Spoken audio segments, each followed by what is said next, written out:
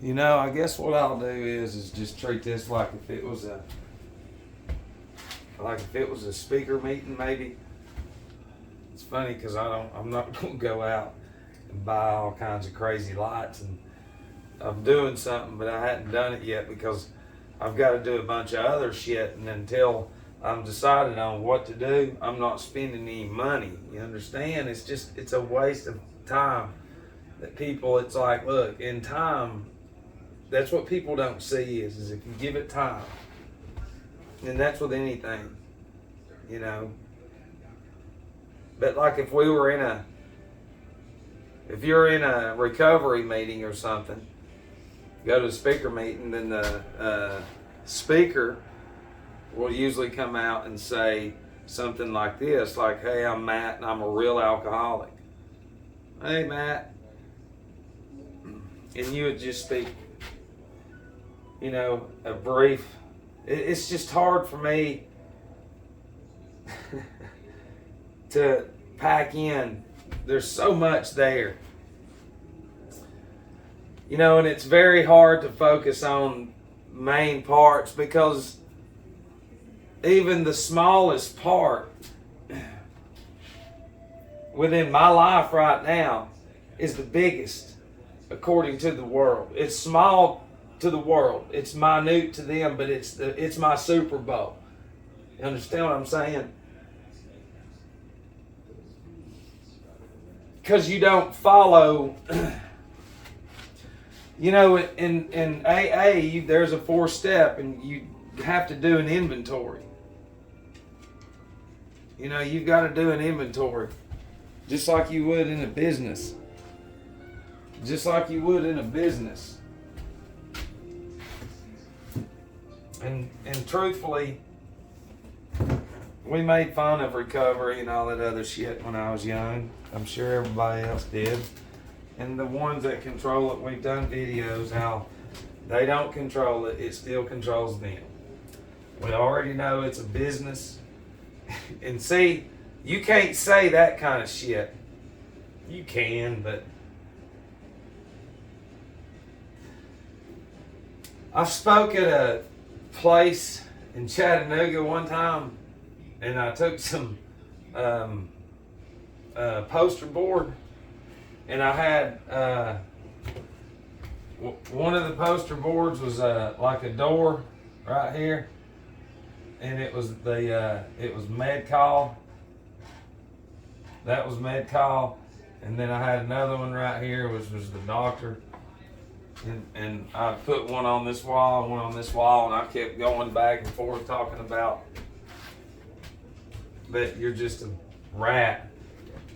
You know, but I mean, that's long story short, you know, and even the damn lady in there that was, you know, in charge of, because it was loud. I'm a very vocal person. You know, my spirit is very stern.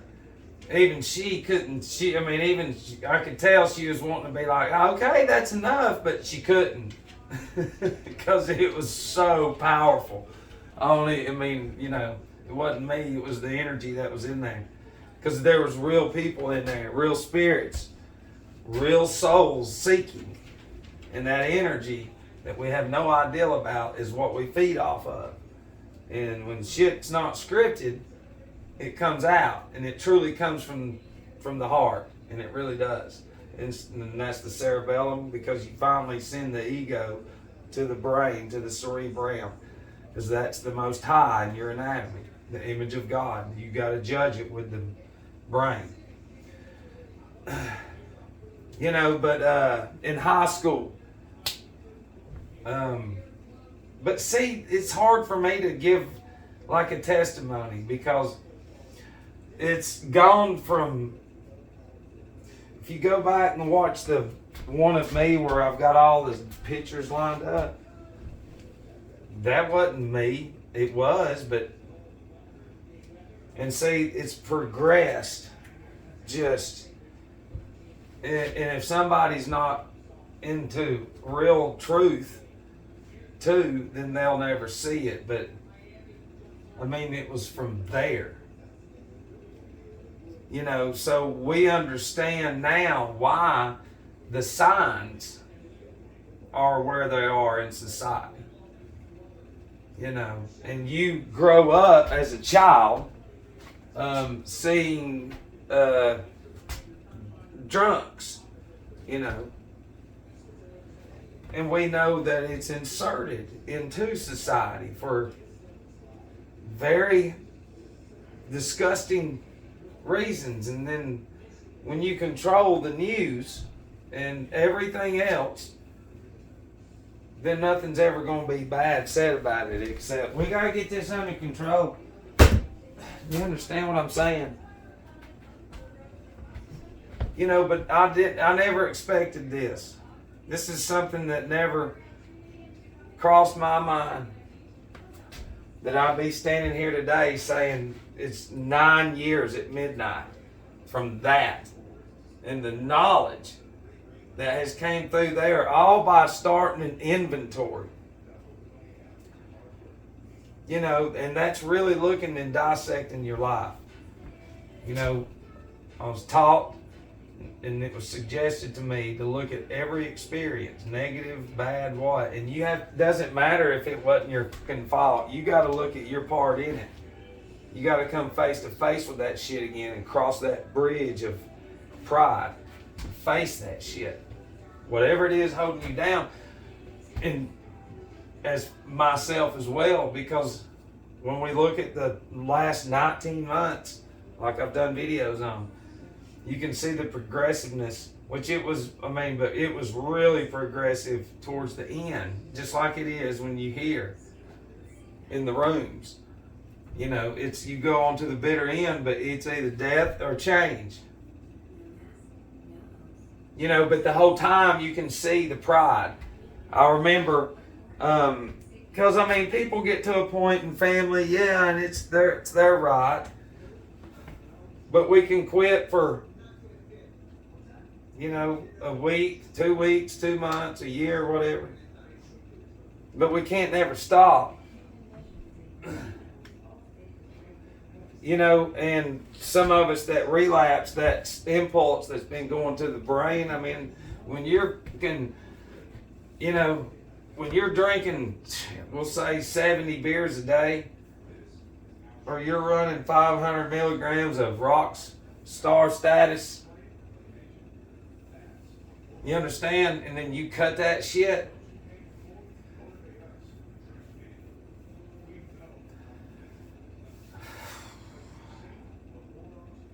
There's going to be problems right there. You know, but you see a society that you're taught if you can't handle it, then you're a cup. You know what I'm saying? And you see people that have made the same bad decisions as you, but the only thing that's difference is they got more money than you, or they got a better degree than you, or whatever else. Even though they the fucking shittiest person on the inside. They shittier than the crackiest crackhead ever. But yet, image. And see, and that's where I would be going into detox and stuff, and to some of the rehabs. You know, we go to these meetings and we go to all this stuff and we feel like, well, that's enough. You know, and then we get back out into the world and we get out of rhythm of doing that, what made it happen, and then we relapse. And that's what happened to me over and over, and then trying. But the impulse to the brain is just so strong. That's why that monster in there is working out. How cool. And we can give it time, but in there it's getting ready. Like mine in here, which it's tamed. I have control over what was programmed early in life, and then kept it going, and then almost died, but this was all for a reason. You know, so when the impulse changes like that, when we relapse, you know, that's when all those emotions come in. You know, that's when a lot of shit goes on. But then again, though, we project. It's like, depending on what you do, you can't just be like, yeah, I'm going to meetings. I'm going to get help. Listen, I've talked to a lot of people with a lot of money, and I know. I mean, you gotta respect them, because I'm like, even them, I'm like, don't fucking step out. And I said, you'll be hated on. I said, it's crazy. It is fucking crazy. Because I've been in the places, you know, the woman from New Orleans, if you don't drink down there, and she was crying, then you're an alien. And that she talked about that habit of drinking. And that was, I think, one of the first experiences I had. That's why I remember it so vividly. Because she was sitting there talking about her cigarette, and then that constant, that impulse, you know, from here to there. You know, and to change that. But I don't know, I got way off topic, but I don't think it is off topic, because you know, you have to understand that there should be a speech, you know, because we were geared, and just like a lot of the others in school, to, you know, senior trip, senior break, but then senior trip when you graduate, you know, party and all that shit. You know, there wouldn't be as much of that if there were somebody in the system and at the ceremonies and shit talking about there's going to be a large percentage of you that's going to be hit with alcoholism. You understand? It's the opposite. See, that's what I'm saying. You can't say that shit. They've been seeing on TV everything. They've been seeing it. Yo, get it. And if you can't handle it, then you're just a fucking drunk. It's bad for business.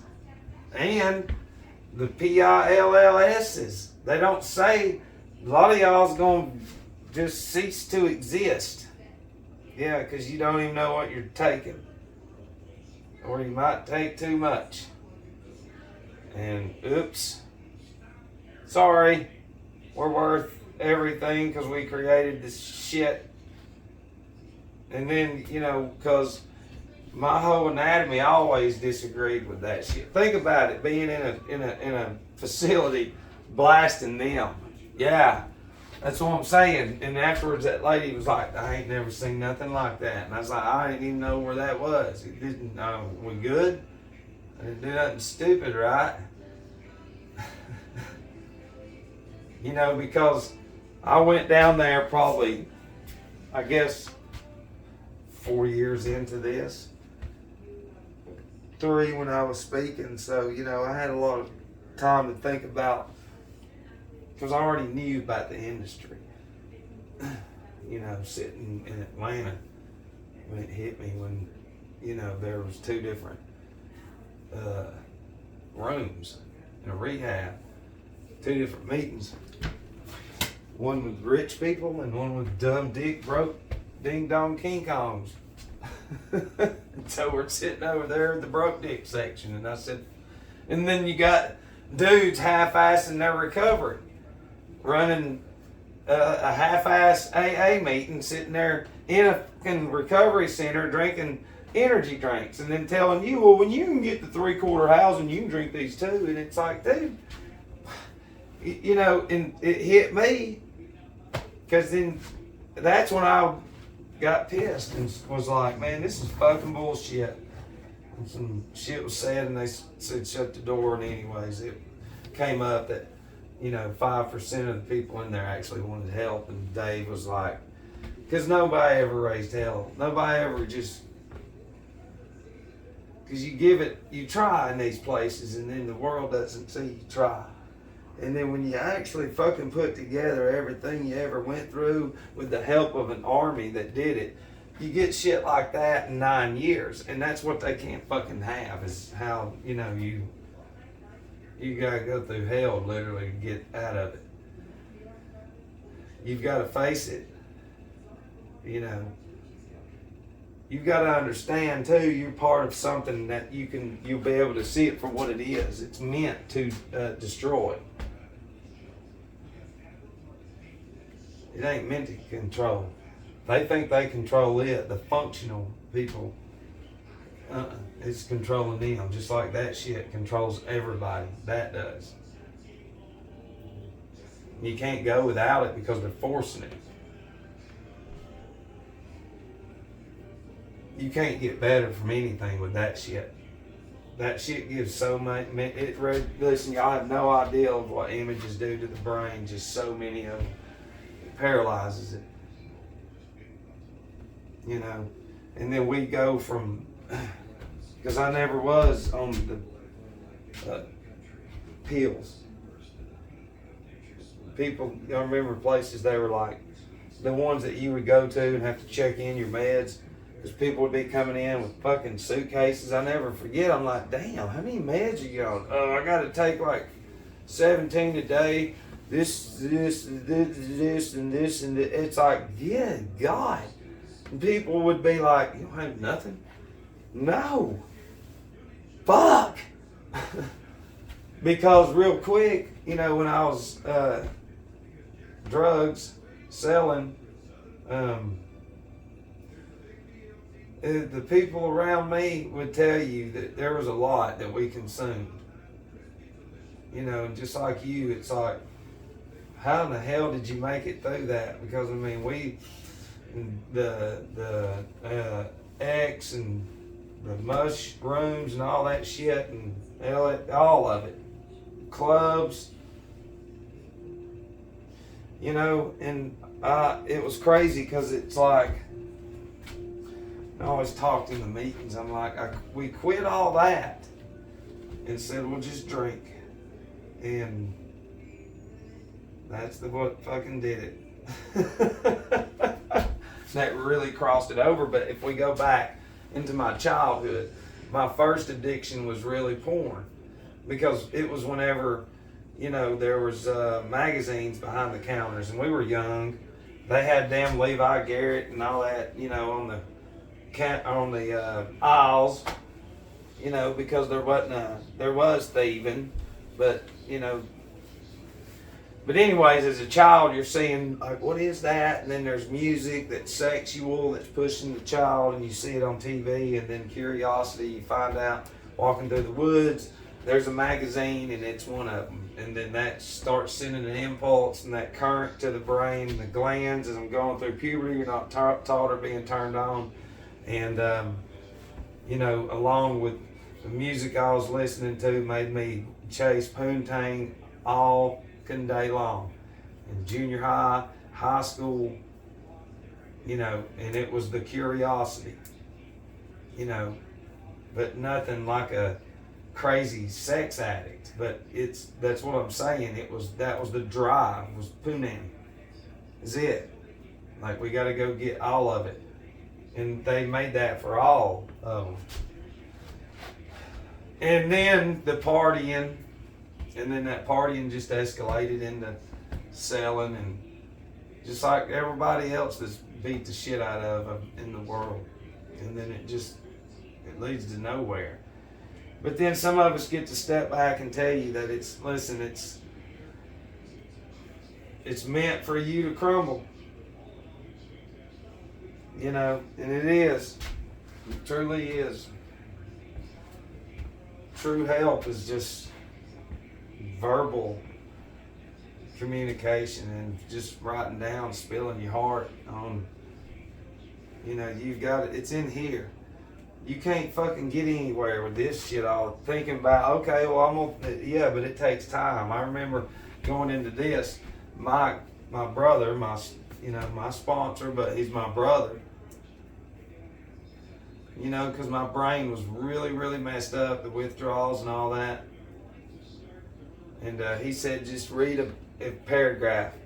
If you can't read a page, a paragraph. If you can't read the paragraph, read a sentence. You know, the next 2 days into this. So I did. And boy, it was hard to make yourself do something. But that's the beginning process of getting that brain activated. You understand? And then making yourself do it. We got journals to put, you know, to show it. Like, you make yourself do something, eventually you'll be hated on, but you keep it. That's your journal, your diaries. You know, and you learn stuff like that in these places. But we don't stick to it. You know?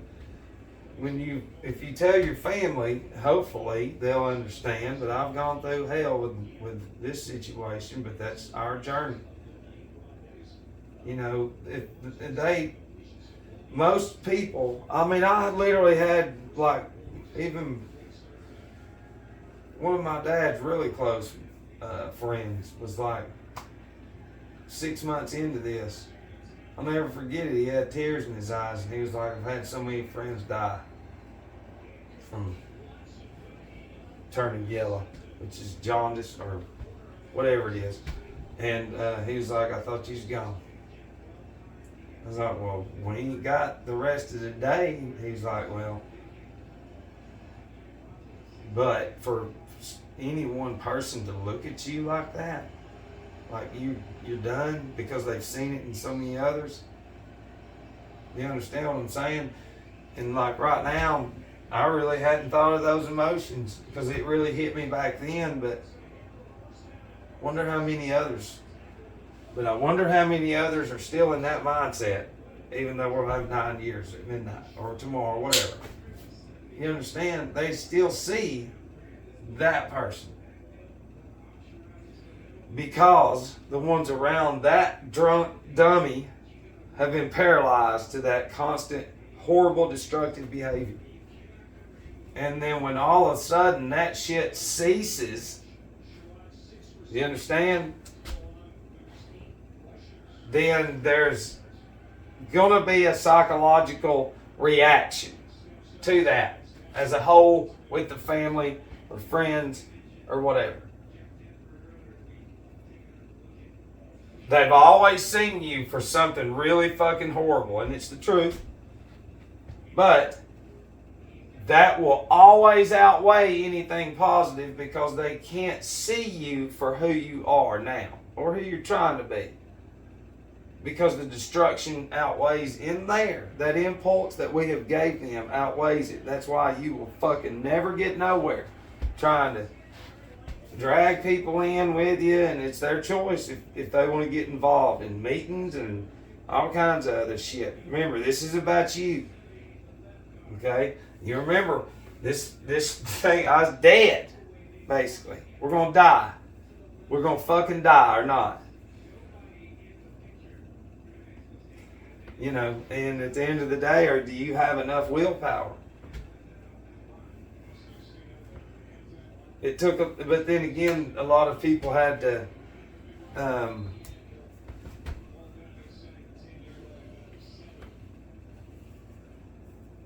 it's insane that how it's meant for you to end up, because you're in a just a vicious cycle of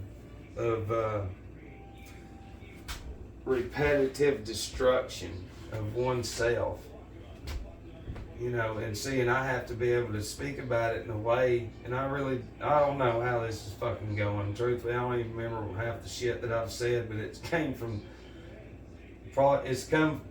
what's wanting to come out of me. I just can't fucking believe this yet, that it's been 9 years. You know, we were in detox, and when I was in Atlanta at Ridgeview, I think it was, this old man come in there, and everybody was laid out. They was all heroin addicts and all kinds of shit, and that still is now, but when it was just running through Atlanta, and everybody in the meeting was laid out, and I'm talking about nodded out. And I was the only one sitting there, and he come in there and spoke and was looking at them like if they were looking at him and looking at me too, to make sure I probably felt all right, so he just wasn't looking right at me because he knew I was struggling. I was in there, you know, listening to him, and he had some heavy shit to say, and right afterwards he come right up to me and grabbed my hand and about broke my fucking hand and pulled me to him, and he goes, "You got it in you," and then just threw me away and was like, he goes, "You got it in you."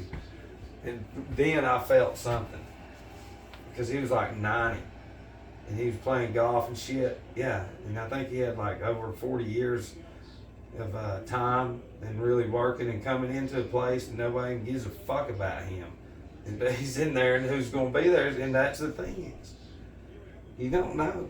It doesn't matter. He talked. Now I see why he didn't give a shit, because even with them asleep and nodded out, what he was saying was going into their subconscious. And you don't know that. I know that now. So who knows, wherever they're at one day, they're going to hear something that's going to trigger them to see it for what it is. You know, because I've been told, they're like, man, you need to chill out so you can try to get in some of these places. It's like, oh, we've done ruined that fucking privilege a long time ago. There ain't nobody gonna let me in anywhere no more. That shit ain't gonna happen. You know, because I mean, it's, you go with people's careers and it's like, we're not doing that. You have to know that you're only there because it's a big money racket. You know. And the whole thing is to get free. Like my daughter's vision that I had. She said, I want you to be free, Daddy. And this was when I was in Penfield rehab. And we tried to talk about that dream. A crackhead counselor, yeah, that relapsed while we were there, a counselor. I should have never brought that up, but we did. And he was all excited, oh, we're going to try to break that down. And I didn't know then, but it wasn't just free from alcohol. It was free to where we are now. Is what that dream vision was from her before this. Free from all of it. So I hope that maybe can help a little bit to somebody, because it helped me. Because I mean, it wasn't me that did that. That's the whole deal is in the first 5 years of this, there was a ton of meetings. There was a ton of talking, ton of reading, and a ton of recovery that filled up in there. So that's an army. Army's coming through here, relaying a message, a current of positive energy through God. Okay? I love you.